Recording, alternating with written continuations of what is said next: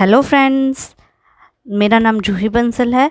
तो आज से हम स्टार्ट करेंगे क्विक रिवीजन। तो हम इसके अंदर स्टार्टिंग करते हैं थ्योरी ऑफ इंटरनेशनल ट्रेड की। तो इसमें आपको सारी की सारी थ्योरीज मिलेगी इंटरनेशनल ट्रेड की, एब्सोल्यूट से लेकर स्टॉपुलर सैमुअल्सन तक की सभी थ्योरीज मिलेगी। तो जल्दी से जो न्यू है मेरे चैनल पे सब्सक्राइब कर लीजिए, बेल आइकन को प्रेस कर लीजिए ताकि आपको लेटेस्ट वीडियो की अपडेट मिल सके। तो स्टार्ट करते हैं हमारा टॉपिक आज का। तो फर्स्ट थ्योरी आ जाती है हमारी theory of absolute difference in cost. ठीक है, तो ये इंटरनेशनल ट्रेड की फर्स्ट थ्योरी है। ये किसने दी थी? ये एडम स्मिथ ने दी थी। ठीक है, इस थ्योरी में एडम स्मिथ ने क्या कहा है, हमारे पास क्या है, हम फ्री ट्रेड कर रहे हैं। ठीक है, और क्या है, डिवीजन ऑफ लेबर है, डिवीजन ऑफ लेबर है। लेबर के डिवीजन होने से क्या आ रही है, स्पेशलाइजेशन आ रही है। स्पेशलाइजेशन आने की वजह से क्या है, हम मोर प्रोडक्शन कर पा रहे हैं। मोर प्रोडक्शन कर रहे हैं तो हम क्या कर रहे हैं, तो इसी को ही हम एक्सपोर्ट कर रहे हैं। ठीक है, तो यही हम एक्सपोर्ट कर रहे हैं। तो इसको कहते हैं एब्सोल्यूट डिफरेंसेस इन कॉस्ट, जहाँ पे हमें क्या कर रहे हैं, हम एक्सपोर्ट करें, जो हमारी कंट्री में ज़्यादा प्रोड्यूस हो रही है गुड उसको एक्सपोर्ट करें, और किसके साथ, जो हम अगर प्रोड्यूस करें तो वो हमें हाई कॉस्ट पे पड़े, उस कमोडिटी के साथ हम एक्सचेंज करते हैं। तो इसका एक एग्जांपल ले लेते हैं, जैसे कि कमोडिटी एक्स है और एक वाई कमोडिटी है, कंट्री ए है, कंट्री बी है। ठीक है, वो बिफोर ट्रेड अगर बात करें तो कमोडिटी ये एक्स बनाती है एक कंट्री और वाई की 5 बनाती है। बी की बात करें तो एक्स की 5 बना रही है और 10 बना रही है। तो ये था बिफोर ट्रेड, मतलब कि वो एक यूनिट एक्स पे लगा रहे तो 10 यूनिट प्रोड्यूस कर पा रहे, एक लेबर हम वाई पे लगा रहे तो हम 5 यूनिट प्रोड्यूस कर पा रहे। ऐसे ही बी कंट्री, जब हमने ट्रेड किया, जब हमने अपने दोनों ही लेबर को एक्स कमोडिटी में लगा दिया, तब हमारी प्रोडक्शन इंक्रीज़ होकर कितनी हो गई, 20 हो गई। ठीक है, और वाई को हमने नील कर दिया, मतलब हमने कोई प्रोडक्शन नहीं की। ऐसे ही बी वालों ने क्या किया, वाई कमोडिटी उनका ज़्यादा अच्छा स्पेशलाइज्ड है तो उन्होंने अपनी दोनों यूनिट वाई पे लगा दी, तो ये कितना हो गया, 20, ये नील। तो इससे क्या हुआ, आफ्टर ट्रेड से क्या हुआ, एक तो ट्रेड फ्री ट्रेड चल रहा है ऊपर से। ठीक है, यहाँ पे क्या हो रहा है, वेलफेयर इंक्रीज़ हो रहा है, यूनिट इंक्रीज़ हो रही है, दोनों कंट्री को ही एक्स्ट्रा हो रहा है। पहले वो 15 यूनिट बना रहे थे, अब 20 बना रहे हैं। ए भी 20 बना रहा है, बी भी 20 बना रहा है, दोनों को ही 5 यूनिट का एक्स्ट्रा हो रहा है। तो ये एब्सोल्यूट डिफरेंसेस इन कॉस्ट ने कहा था, theory of absolute, Adam Smith की थ्योरी ने यही कहा था। ठीक है, नेक्स्ट थ्योरी को देखते हैं।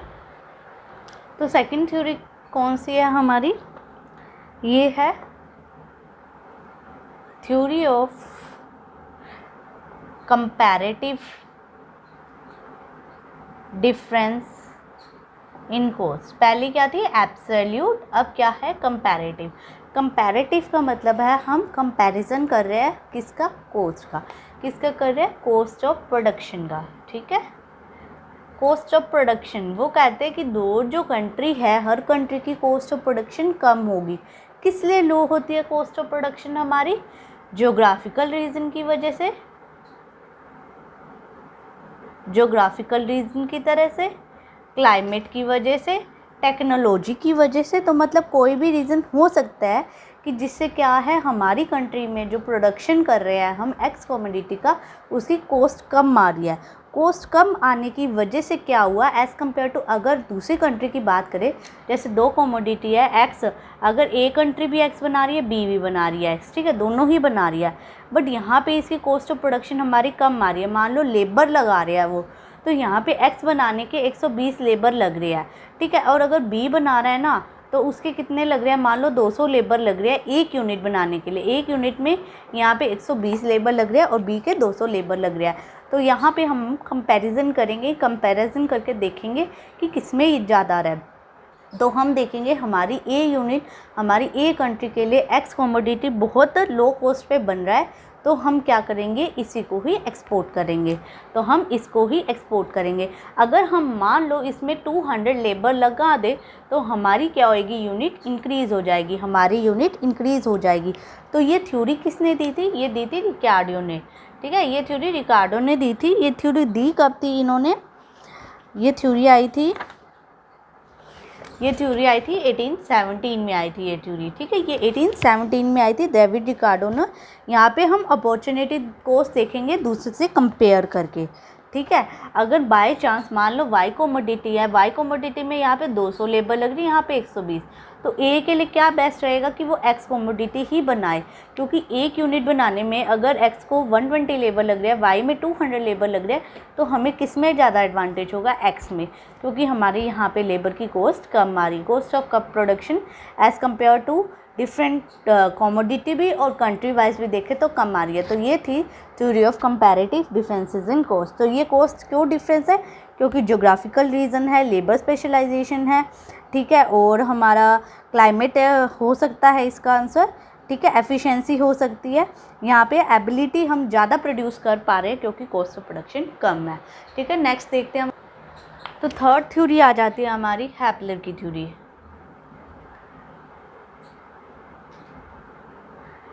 हैबलर्स थ्योरी ऑफ अपॉर्चुनिटी कॉस्ट।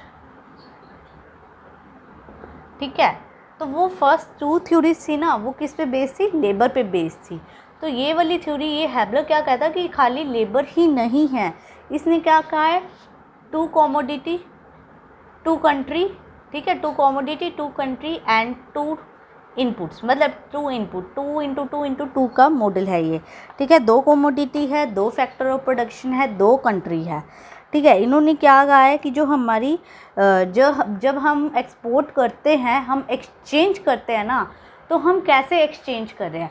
तो ये मेनली एक्सचेंज की रेशियो से बात करते हैं कि एक्सचेंज हम किससे कर रहे हैं। जैसे कि एक्स और वाई कॉमोडिटी एक्सचेंज कर रहे हैं, मान लो एक्स हमारी कंट्री बना रही है, वाई उनकी कंट्री बना रही है, तो हम कितनी एक्स को एक्सचेंज कर रहे हैं? वाई के लिए। ठीक है, हमें वाई लेने के लिए एक्स का कितना हम एक्सचेंज कर रहे हैं। ठीक है, ये रेशियो बता रही है। तो इन्होंने 3 बताए थे। ठीक है, इन्होंने CRS बताया था, IRS बताया था एंड DRS बताया था। CRS मतलब constant return to scale, IRS increasing return to scale, DRS मतलब डिक्रीजिंग रिटर्न टू स्केल। ठीक है, आपको इसकी कर्व का पता होना चाहिए कि इनकी कर्व कैसे होती है। इसकी होती है स्ट्रेट लाइन। ठीक है, लीनियर कर्व होती है, इसको लीनियर कर्व कहते हैं। देन हमारी IRS होती है कनकेव, देन DRS हो रही है कन्वेक्स। ठीक है, ये कनकेव होती है, ये कन्वेक्स होती है। अब इसके अंदर क्या है, जितना हम एक्स प्रोड्यूस कर रहे हैं, मान लो 20% एक्स ज़्यादा प्रोड्यूस कर रहे हैं ना, तो हमें वाई भी रिड्यूस करना पड़ेगा 20% से। अगर हम एक्स की प्रोडक्शन 20% बढ़ा रहे हैं तो वाई भी 20% लेस करना पड़ेगा। अब IRS में क्या है कि हमने ना मान लो x का 20% बढ़ाया है, तो y में सिर्फ 10% रिड्यूस करने से ही हमें x में बहुत ज़्यादा इंक्रीमेंट हो रही है, तो उसे IRS कहेंगे।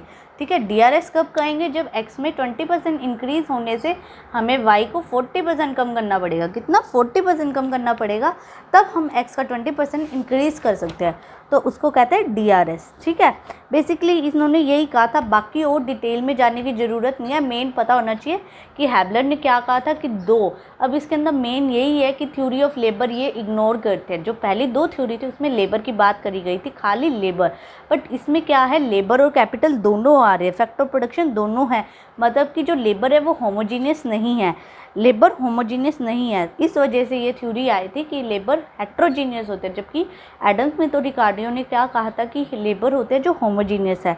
ठीक है, इस थ्योरी ने अपॉर्चुनिटी कॉस्ट की बात करी है कि हम एक कॉमोडिटी को कितना सेक्रीफाइस करें दूसरी कॉमोडिटी को बनाने के लिए। ठीक है, नेक्स्ट थ्योरी देखते हैं।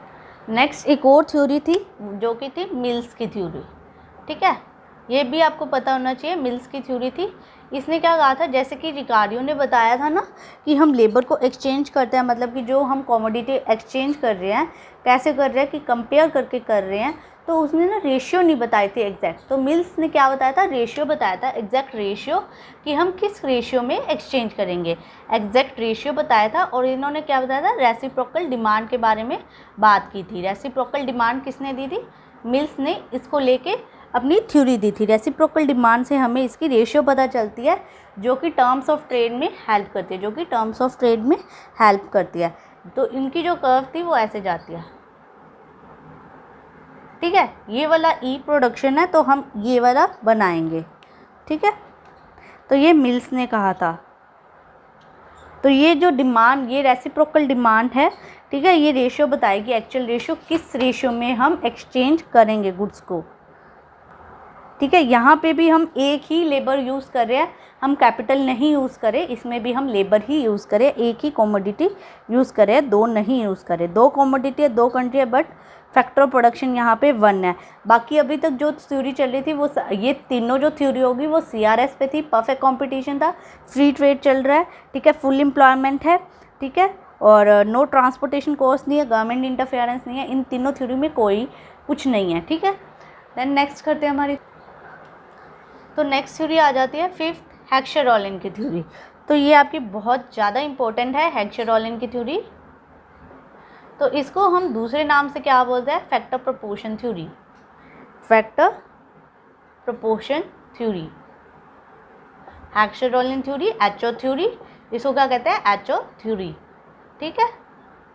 तो ये हेक्सचर-ओलिन थ्योरी का मेन क्या है, ये क्या बताना चाह रहा है, ये 2x2 का मॉडल ही है, ठीक है। दो कमोडिटी है, दो कंट्री है, दो फैक्टर ऑफ प्रोडक्शन है, ठीक है, परफेक्ट कंपटीशन है, CRS है, और फ्री ट्रेड है, नो ट्रांसपोर्टेशन कॉस्ट है।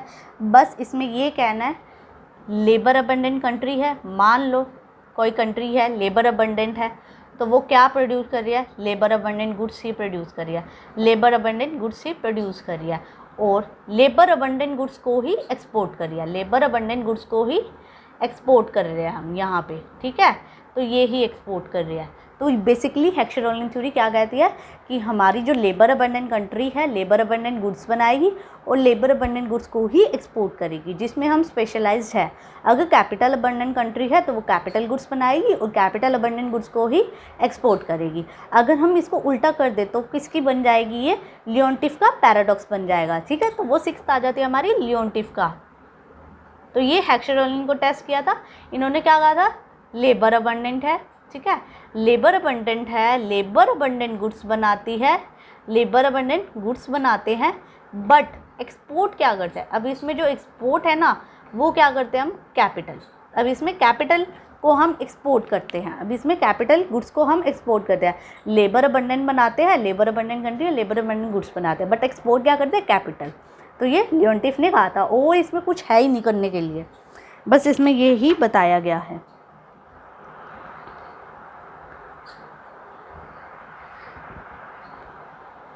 ठीक है, अगर इसकी हम कर्व की बात करें ना हेक्सचर-ओलिन की, क्या कहते हैं, ठीक है, जैसे कि हमारी दो कर्व दे रखी है, ये मान लो A कंट्री की है, ये मान लो B कंट्री की है, ठीक है। वो पहले यहाँ सपोज करो यहाँ प्रोड्यूस कर रहे थे, तो फिर बाद में क्या हुआ, ये प्रोडक्शन करके यहाँ पे आ गए, ठीक है।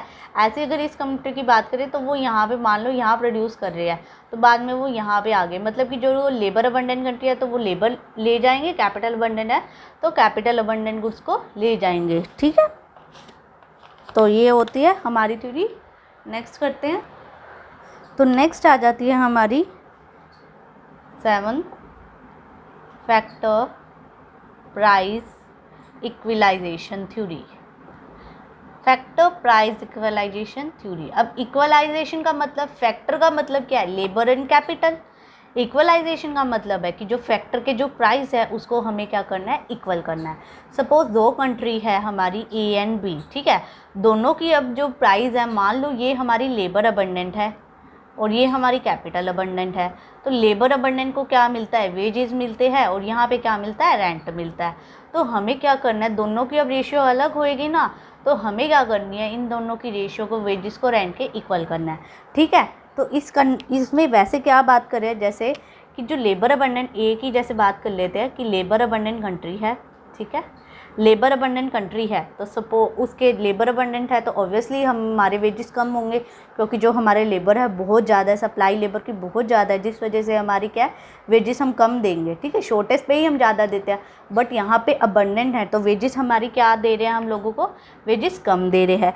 वेजेस कम होने की वजह से हमारे प्राइस भी क्या है, गुड्स के कम है। प्राइस कम होने की वजह से ना जो फॉरेन कंट्री है ना, वो क्या करे, डिमांड ज़्यादा कर रही है। फॉरेन कंट्री क्या करे, डिमांड ज़्यादा कर रही है, किसकी, लेबर अबंडेंट गुड्स की।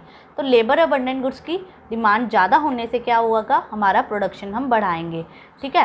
प्रोडक्शन बढ़ाएंगे तो क्या होगा कि प्रोडक्शन बढ़ाएंगे तो वेजेस वो ज़्यादा मांगेंगे, तो हमें वेजेस को भी इंक्रीज़ करना पड़ेगा। तो इससे क्या थी, पहले हमारी वेजेस क्या थी, कम थी, ठीक है, तो हमने वेजेस को इंक्रीज़ कर दिया। ऐसे ही जो बी कंट्री है, कैपिटल अबंडेंट है, कैपिटल उधर आर कम है, तो हमने क्या किया, कैपिटल को बढ़ाना था, तो उधर कैपिटल अबंडेंट गुड्स कम मिल रहे थे, तो उनका प्राइस कम था, तो वो फ़ॉरेन डिमांड करेंगे, तो जिसकी वजह से प्रोडक्शन उनका बढ़ेगा, तो क्या होगा, फैक्टर जो अपने इंटेंसिवली यूज़ किया ना उसका इंक्रीज़ होगा, और दोनों के क्या होगा, फैक्टर प्राइस इक्वलाइज्ड हो जाएगा, ठीक है। ये किसने दी थी, सैमुअल्सन ने दी थी, ठीक है। और इसको ना इन्यूटेटिव प्रूफ भी कहते हैं। इसका ये भी याद रखना, ये कौन सा प्रूफ है, इन्यूटेटिव प्रूफ है, कि मतलब इसके अंदर ना सब कुछ इक्वल होगा। इक्वलाइजेशन थ्योरी के नाम से क्लियर हो रहा है। इन्यूटेटिव प्रूफ मतलब कहना क्या चाह रहे हैं कि यहाँ पे सब कुछ इक्वल होगा, कॉमोडिटी इक्वल होंगे, देन फैक्टर प्राइस इक्वल होगा, ठीक है, सेम रेशो में लेबर लगाएंगे, सेम रेशो में कैपिटल लगाएंगे, उनके प्राइस इक्वल होंगे, ठीक है, सब कुछ इक्वल होगा, ठीक है। तो ये आती है हमारी थ्योरीज, ठीक है। नेक्स्ट थ्योरी करते हैं हमारी स्टॉपलर-सैमुअल्सन थ्योरी। तो ये एकदम ही प्राइस इक्वलाइजेशन थ्योरी की तरह ही है, ठीक है। ये बस ये याद करो कि ये कहते हैं कि जैसे लेबर अबंडेंट, वही बात कर रही हूँ जैसे कि वो पुरानी वाली थी, लेबर अबंडेंट कंट्री है, ठीक है, तो क्या होगा, लेबर अबंडेंट गुड्स बना रही है, लेबर अबंडेंट गुड्स बना रही है क्योंकि यहाँ पे अबंडेंट ज़्यादा है, तो क्या होगा, हमारा हम एक्सपोर्ट भी यही कर रहे हैं, एक्सपोर्ट भी इसी का ही कर रहे हैं, एक्सपोर्ट कर रहे हैं, और इनका प्राइस क्या है, कम है। प्राइस कम होने की वजह से क्या है, प्रोडक्शन हमारा इंक्रीज़ होगा। प्रोडक्शन इंक्रीज़ होगा तो हमें क्या करना है, रियल फैक्टर रिवॉर्ड है ना, रियल फैक्टर रिवॉर्ड, बस इसके अंदर ये नाम ही लिया हुआ है, जो कि आपको ना स्टेटमेंट पूरी की पूरी आएगी दी हुई, तो वो बस आपको याद रखना है। जो रियल फैक्टर रिवॉर्ड है ना वो किसका बढ़ेगा, बस वो याद रखना है। रियल फैक्टर रिवॉर्ड है ना वो किसका बढ़ेगा, अबंडेंट फैक्टर का, ठीक है, अबंडेंट फैक्टर का रिवॉर्ड बढ़ेगा। एंड जो अदर फैक्टर है ना, जो अदर फैक्टर का रिवॉर्ड है उसमें अदर फैक्टर की बात नहीं थी, अब इसमें अदर फैक्टर रिवॉर्ड है ना वो डिक्रीज़ हो जाएगा। मतलब कि जो कैपिटल है ना, अब हमने लेबर यूज़ कर रहे हैं तो उनको ही रिवॉर्ड ज़्यादा मिलेगा, मतलब अबंडेंट फैक्टर को ही ज़्यादा मिलेगा। जो अदर फैक्टर रिवॉर्ड है, मतलब कि जैसे जो कैपिटल है ना, कैपिटल का जो रेशियो है वो डिक्रीज़ हो जाएगा, मतलब कि जो स्कार फैक्टर है ना, जो स्कार फैक्टर है उसको हम रिड्यूस कर देंगे। तो ये स्टॉपलर-सैमुअल्सन थ्योरम ये कहती है, ठीक है। नेक्स्ट देखते हैं, तो नेक्स्ट आ जाती है 9th हमारी राइबोजियम थ्योरम।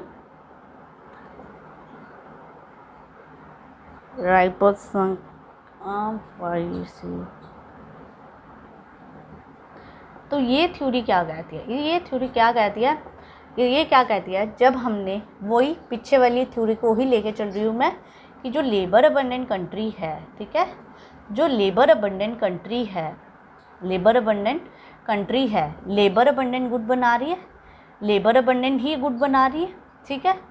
तो हमने क्या किया, ये इंक्रीज़ किया, मतलब हमने वेजेस इंक्रीज़ करी, और जो आर है वो रिड्यूस करा, मतलब जो हमने रेंट था वो रिड्यूस किया, मतलब जो कैपिटल है वो हमने रिड्यूस करी, मतलब जो हम एक्स कमोडिटी बना रहे हैं वो इंक्रीज़ किया, वाई कमोडिटी रिड्यूस किया। तो जब हमने वाई का रिड्यूस किया तब यहाँ के जो लेबर और जो कैपिटल लगी हुई थी, जो यहाँ के लेबर और कैपिटल हमने यहाँ शिफ्ट करे, जब लेबर और कैपिटल हमने यहाँ शिफ्ट करे, एक्स के प्रोडक्शन मतलब लेबर अबंडेंट गुड में शिफ्ट किए, तो क्या हुआ, डबल नहीं हुआ। मतलब मान लो यहाँ पे 1 यूनिट लगा रहे थे, यहाँ पे भी 1 यूनिट लगा रहे थे, जब हमने यहाँ की 1 यूनिट यहाँ ट्रांसफ़र कर दी, ये 2 यूनिट हो गई, तो मतलब कि प्रोडक्शन हमारा 2 होना चाहिए, बट वो 2 नहीं हो रहा, वो 3 यूनिट हो रहा है, मतलब ज़्यादा प्रोडक्शन हो रहा है। तो राइबोजियम की थ्योरी यही कहती है कि जो हमारा प्रोडक्शन है ना वो हमारा इंक्रीज़ हो रहा है। क्यों इंक्रीज़ हो रहा है, लेबर तो चलो इंक्रीज़ हो रहा है, बट जो कैपिटल भी लगाया है ना उसकी वजह से हमारा जो प्रोडक्शन है वो ज़्यादा इंक्रीज़ हो रहा है। बस ये थ्योरी यही कह रही है और कुछ नहीं कह रही। थोड़ा सा ध्यान से देखोगे ना सारी थ्योरीज तो ईजिली समझ आ जाएगी। तो इसी के साथ ही हमारी ना इंटरनेशनल थ्योरी जो ट्रेडिशनल थ्योरीज है वो कंप्लीट होती है। ठीक है, तो आज की हमारी वीडियो ख़त्म होती है। वीडियो अच्छा लगे तो लाइक एंड सब्सक्राइब जरूर करें एंड कमेंट सेक्शन में ज़रूर मुझे लिख के बताइए कि आपको कैसी लगी वीडियो। ठीक है, थैंक यू।